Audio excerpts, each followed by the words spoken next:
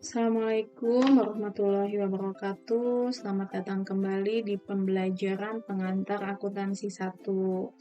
Hari ini kita akan bahas mengenai gambaran umum akuntansi.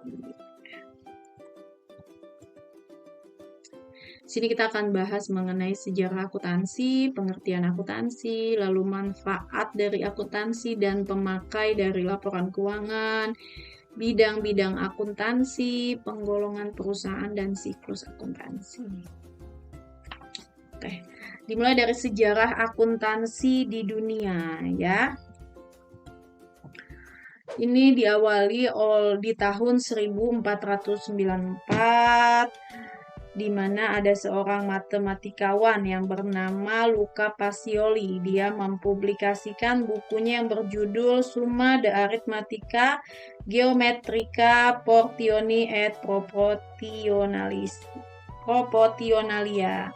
Nah, di dalam buku tersebut itu memunculkan sistem double entry ya, atau yang disebut debere credere. Jadi Luca Pacioli ini juga dianggap sebagai bapak akuntansi ya, karena dianggap yang menemukan pertama sistem pencatatan akuntansi ya. Dia berasal dari Italia ya. Nah, lalu setelah pembukuan berpasangan atau double entry tersebut mulai dikenal di banyak negara besar yang lainnya, sehingga di tahun 1500-an negara Belanda ini mengadopsi ilmu pembukuan berpasangan ini dengan menamakan pembukuan sistem kontinental ya. Lalu di tahun 1800-an negara Amerika Serikat juga menggunakannya dengan nama sistem Anglo-Saxon ya. Lalu di sini di tahun 1973 itu dibentuk suatu komite akuntan internasional yang dinamai International Accounting Standard Committee yang mengeluarkan International Accounting Standard. Lalu di tahun 2001 adanya pembaharuan dari Internal Accounting Standard menjadi International Financing Reporting Standard oleh International Accounting Standard Board yang sampai saat ini masih digunakan ya, IFRS. Lalu bagaimana sejarah akuntansi di Indonesia? Nah, ini dimulai sejarahnya ini di tahun 1945 pada zaman penjajahan Belanda. Jadi perusahaan di Indonesia menggunakan pencatatan dengan sistem kontinental ya, karena dia mengadopsi dari Belanda ya, karena saat itu adalah zaman penjajahan Belanda ya. Lalu setelah merdeka, tepatnya pada tanggal 17 Oktober 1957, ini dibentuk lembaga yang bernama IAI, Ikatan Akuntan Indonesia, yang resmi didirikan di Aula Universitas Indonesia untuk mewadahi dan membimbing perkembangan akuntansi serta mempertinggi mutu pendidikan akuntan. Lalu di tahun 1960 di sini mulai banyak nih investor yang datang dari Amerika ke Indonesia gitu ya.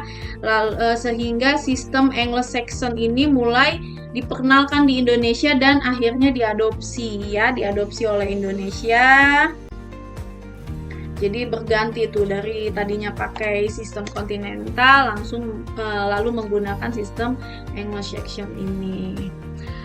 Dan di tahun 1974 IAI ini menetapkan standar akuntansi Indonesia yang disebut Prinsip Akuntansi Indonesia. Lalu di tahun 1994 dikembangkan dari Prinsip Akuntansi Indonesia menjadi Standar Akuntansi Keuangan. Dan di tahun 2008 Standar Akuntansi Keuangan ini menginduk pada standar IFRS ya, International Financing Reporting Standard, yang kita gunakan sampai saat ini. Lalu bagaimana nih sejarah akuntansi dalam Islam ya? Nah, bagaimana nih dalam Islam? Oh, ternyata di dalam Islam itu sudah ada sejak lama ya, sudah ada sejak dahulu, sudah ada sejak 610 Masehi gitu ya. Itu sudah ada gitu ya di dalam Al-Qur'an di surat Al-Baqarah ayat 282 di mana kita sebagai umat muslim wajib mencatat transaksi non tunai. Jadi pencatatan akuntansi ini sudah dijelaskan dalam Al-Qur'an. Jadi sudah sejak lama gitu ya dibandingkan dengan Luca Pacioli tadi ya di 1494 ya. Nah, di sini di dalam Islam ini juga sudah menerapkan sistem jurnal dari sebelumnya gitu ya. Sistem jurnal yang disebut sistem double entry tersebut itu sudah digunakan di zaman khalifah. Jadi sebelum jauh sebelum Luca Pacioli gitu ya, jauh sebelum Luca Pacioli. Nah, lalu pada abad ke-7 gitu ya, Rasulullah ini mendirikan Baitul Mal ya. Di sini fungsinya untuk penyimpanan ketika adanya pembayaran wajib zakat, lalu unsur-unsur pajak gitu ya. Jadi ada pajak namanya jizyah yaitu pajak perlindungan dari non muslim. Ada juga namanya khoroj yaitu pajak pertanian dari non muslim. Jadi di zaman dahulu tuh sudah ada pajak, tapi pajak itu dikenakan kepada umat non muslim gitu ya yang tinggal di daerah muslim gitu ya, di sana yang tinggal di sana. Jadi sudah ada Baitul Mal gitu kan, sudah ada gitu. Jadi sudah diterapkan gitu sistem pencatatannya. Nah, di sini negara Madinah merupakan letak awal perkembangan Islam yaitu pada tahun 622 Masehi ya. Di sini atas dasar konsep bahwa seluruh muslim adalah bersaudara sehingga harus dilakukan kegiatan kenegaraan secara gotong royong. Jadi di sini pada akhir tahun 6 Hijriah Nabi Muhammad ini mendirikan administrasi negara, membuat administrasi negara di mana Nabi bertindak sebagai kepala negara dan juga sebagai ketua Mahkamah Agung ya, sebagai panglima perang tertinggi yang bertindak sebagai penanggung jawab administrasi negara. Jadi sudah ada tuh administrasi negara gitu ya di tahun 622 Masehi. Jadi dari zaman Nabi Muhammad itu sudah ada administrasi negara. Nah, di sini nih baru adanya mulai munculnya yang disebut seperti yang sampai saat ini kita pakai ya, namanya sistem double entry gitu ya. Nah, di sini zamannya Khalifah Umar bin Khattab, yaitu di 634 Masehi. Di sana tuh ada seperti jurnal ya yang kita sebut double entry itu sudah diterapkan oleh Khalifah Umar bin Khattab, zaman Khalifah Umar bin Khattab, yaitu yang disebut namanya jaridah gitu ya. Jadi di sini kita bisa lihat bahwa justru akuntansi ini pertama kali ditemukan bukan oleh Luca Pacioli gitu ya, tapi sudah ada dari Al-Qur'an gitu dan digunakan ya, diterapkan oleh Nabi Muhammad, oleh khalifah-khalifah umat Islam yang jauh lebih awal ya dibandingkan Luca Pacioli ya. Oke, lalu kita lanjut ke pengertian akuntansi. Akuntansi menurut bidang ilmunya adalah keseluruhan pengetahuan yang bersangkutan dengan fungsi menghasilkan informasi keuangan dari suatu unit usaha kepada pihak-pihak yang berkepentingan untuk dijadikan dasar dalam pengambilan keputusan. Lalu berdasarkan proses atau kegiatannya adalah suatu kegiatan pencatatan, penyortiran, penggolongan, pengikhtisaran atau peringkasan dan penyajian transaksi keuangan dari suatu organisasi tertentu dengan cara-cara tertentu. Lalu pengertian akuntansi dari American Accounting Association.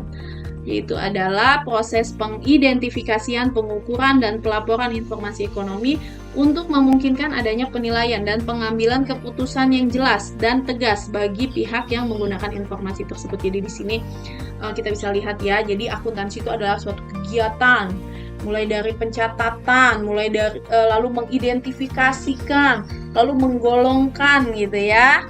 Nah, lalu menyajikan transaksi keuangan ini dalam bentuk informasi keuangan yang fungsinya untuk dijadikan dasar dalam pengambilan keputusan.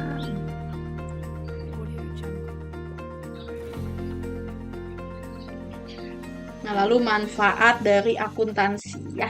Jadi tujuan dari akuntansi ini adalah menghasilkan informasi keuangan ya, menghasilkan informasi keuangan dalam bentuk laporan keuangan ya.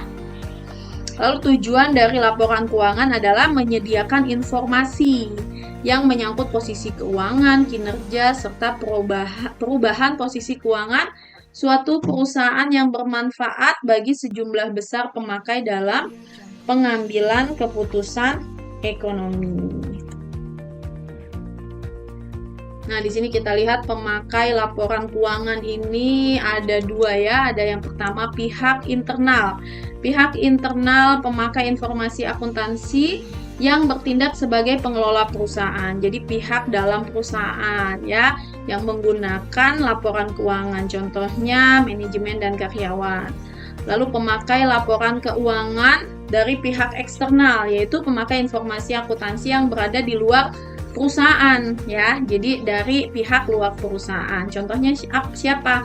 Pemegang saham ya, jadi dia untuk melihat laporan keuangan, melihat posisi keuangannya, kondisi perusahaan tersebut bagaimana, apakah dia tetap menaruh sahamnya di sana gitu perusahaan tersebut, atau dia mau nambah sahamnya, atau dia mau menjual sahamnya, seperti itu ya.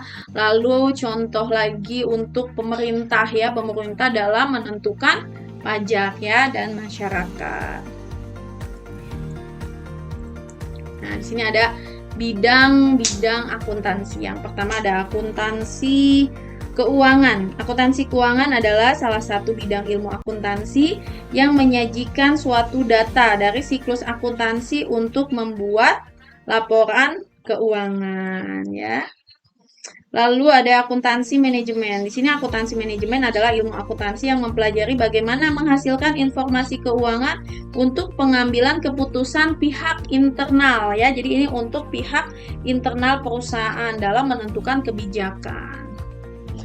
Lalu akuntansi pemerintahan. Di sini adalah salah satu bidang ilmu akuntansi yang mempelajari kegiatan pemeriksaan laporan keuangan dan memberikan opini atas bukti-bukti yang dimiliki dan memiliki sifat independensi ya. Jadi di sini adalah ilmu akuntansi yang kegiatannya lebih ke audit ya, pemeriksaan laporan keuangan ya. Contohnya seperti BPK gitu ya.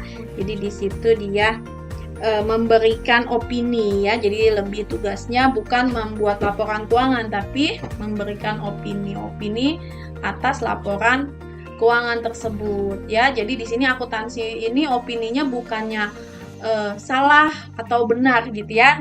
Catatan akuntansi ini adalah wajar atau tidak wajar. Jadi pencatatannya bagaimana nih, wajar enggak atau tidak wajar. Jadi bukan benar atau salah ya.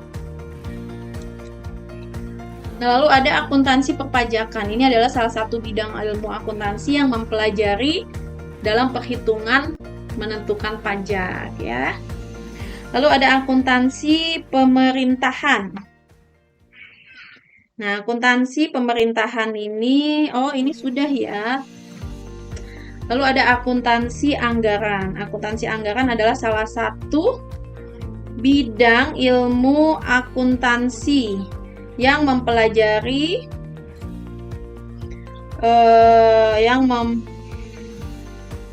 yang mempelajari penggunaan data akuntansi ini sebagai dasar penyiapan suatu rencana keuangan untuk periode yang akan datang. Jadi di sini dia mempelajari dari data-data keuangan yang telah lewat gitu ya, untuk sebagai dasar penyiapan suatu rencana keuangan di periode yang akan datang. Lalu ada Sistem akuntansi ini adalah salah satu bidang ilmu akuntansi yang mempelajari prosedur-prosedur akuntansi yang ada di dalam perusahaan. Misalnya, prosedur penjualan, bagaimana, lalu pembelian, penggajian, dan lainnya.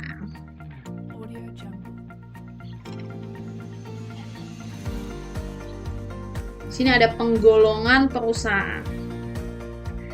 Nah, penggolongan perusahaan berdasarkan operasinya ya, berarti di sini digolongkan menjadi 3. Berdasarkan operasinya berarti bedanya itu beda dari operasinya atau dari kegiatannya ya. Perusahaan jasa ini kegiatannya apa? Kegiatannya adalah memberikan pelayanan jasa, menjual jasa ya kepada orang lain. Contohnya konsultan, bank, asuransi, salon, transportasi, dan sebagainya ya. Lalu perusahaan dagang. Perusahaan dagang ini adalah perusahaan yang kegiatannya melakukan pembelian barang, kemudian dia jual kembali tanpa mengubah bentuk ya, tanpa mengubah bentuk dengan harga yang lebih tinggi ya. Contohnya seperti supermarket ya, terus seperti toko kelontong, dealer mobil gitu ya. Jadi dia hanya menjual aja gitu ya. Jadi jual-jual barang yang tanpa diubah kembali bentuknya ya, jadi bentuknya tanpa diubah langsung dijual dengan harga yang lebih tinggi. Lalu yang ketiga ada perusahaan manufaktur. Perusahaan manufaktur ini adalah perusahaan yang kegiatannya melakukan pengolahan bahan mentah menjadi barang jadi maupun menjadi barang setengah jadi gitu ya, yang kemudian diperjualkan kepada masyarakat ya, atau disebut juga biasanya perusahaan industri, perusahaan pabrik gitu ya. Contohnya industri roti, jadi dia membuat dari awalnya dari bahan mentah sampai jadi roti gitu ya. Industri tekstil, industri elektronik, semen, dan sebagainya ya. Lalu penggolongan perusahaan berdasarkan badan hukumnya. Di sini ada perusahaan perorangan, ada persekutuan ya. Lalu ada perseroan terbatas ya, ada perseroan terbatas dan ada koperasi ya. Lalu yang terakhir nih, siklus akuntansi ya. Di sini siklus akuntansi adalah tahapan-tahapan mulai dari terjadinya transaksi sampai dengan penyusunan laporan keuangan sehingga siap untuk pencatatan berikutnya ya. Nah, di sini rincian dari kegiatan siklus akuntansi, yaitu pertama dia mengidentifikasi transaksi gitu ya, mengidentifikasi dari bukti-bukti transaksi, lalu merecord ya, mencatat akun ke buku jurnal ya, lalu memposting akun ke buku besar ya, lalu menyusun neraca saldo ya.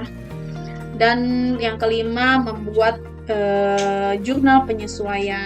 Lalu yang keenam ini menyusun neraca saldo yang telah disesuaikan ya. Lalu yang ketujuh menyusun laporan keuangan ya, menyusun laporan keuangan yang terdiri dari laporan laba rugi, laporan perubahan modal, laporan laba ditahan, neraca gitu ya. Lalu yang kedelapan membuat jurnal penutup ya, jadi nanti ada akun-akun yang perlu ditutup ya. Nanti kita akan bahas lagi lebih jelasnya di pertemuan berikutnya ya. Jadi nanti tuh ada akun nominal. Apa tuh akun nominal? Apa yang termasuk akun real gitu ya. Jadi akun apa tuh yang perlu ditutup ya. Nah, lalu yang kesembilan adalah membuat neraca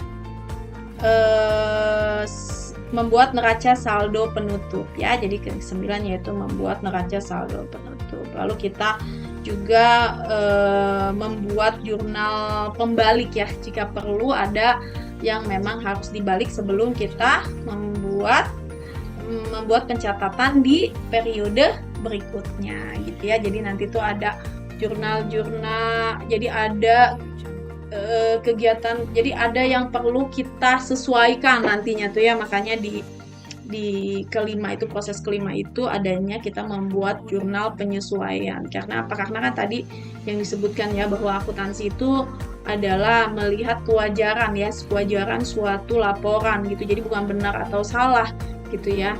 Jadi kewajaran. Jadi seperti contohnya misalnya kita menyewa gedung gitu ya, menyewa gedung 5 tahun 50 juta gitu misalnya. Nah, terus udah akhir tahun nih gitu ya. Nah, kita mencatatnya dengan pendekatan harta. Berarti kan kita anggap sebagai sewa dibayar di muka ya, dia sebagai harta 50 juta. Jadi dianggap perusahaan ini punya harta 50 juta. Nah, sedangkan dalam setahun ini sudah akhir tahun nih. Berarti kan artinya tidak wajar lagi kalau harta tersebut masih diakui senilai 50 juta. Padahal kan udah kita pakai gedungnya selama 1 tahun. Jadi harusnya sudah ada yang dijadikan biaya ya, biaya untuk tahun tersebut, yaitu 10 juta gitu ya, 10 juta. Jadi harus kita kurangkan, jadi disesuaikan. Jadi nanti yang muncul hartanya jadi tinggal 40 juta karena sudah kita pakai. Jadi dijadikan beban ya, jadikan beban. Jadikan biaya. Lalu contohnya lagi seperti misalnya pekerjaannya di bulan Desember, lalu baru digajinya biasanya misalnya di 1 Januari gitu ya. Nah, itu kan udah akhir tahun tuh. Nah, itu perlu juga disesuaikan karena tidak wajar kalau misalnya ternyata biaya untuk pekerjaan di bulan Desember kita masukkan sebagai biaya di bulan Januari tahun berikutnya gitu ya. Jadi makanya perlu adanya jurnal penyesuaian ya, seperti itu ya. Nah, sekian pembahasan mengenai gambaran umum akuntansi. Oke, terima kasih. Nah, iman tidak akan terwujud kecuali dengan ilmu ya. Oke, sampai jumpa kembali di pertemuan berikutnya. Wassalamualaikum warahmatullahi wabarakatuh.